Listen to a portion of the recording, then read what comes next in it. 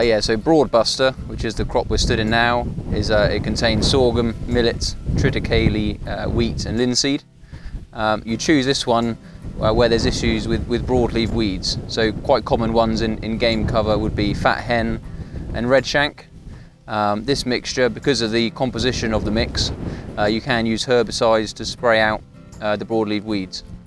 You mentioned our Weed Buster range. On the other side of the sort of spectrum, we've got the Grass Buster, which is all brassicas, so it's a kale-based mixture, and that enables you to spray out grass weeds. So if you've got things like barnyard millet and similar weeds, the Grass Buster allows you to spray them out. And what a lot of customers will do is actually split their crop area, so they'll grow half of it as Broadbuster, half in the Grass Buster, and it enables quite a good weed control strategy in the sort of long term. Broadbuster and the Grass Buster as well, in fact, we tend to suggest as wide a row width as possible to a certain extent, especially where it's being used for game cover as well. If you can work off a sort of 15 to 24 inch row width, it enables birds to get in amongst it and allows good movement of birds throughout. Partridges in particular like a nice open soil underneath a canopy on top, and again, if you were to broadcast it or drill it too narrow, a lot of the ground will be wasted, so the birds wouldn't actually get into the centre of the crop.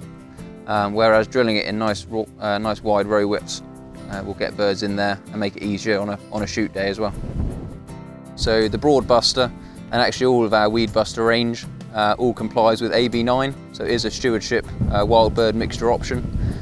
So from a conservation point of view, it does supply a huge amount of seed during the hungry gap, so that period of time between sort of December through until the early spring, when the farmland birds are obviously desperate for some food.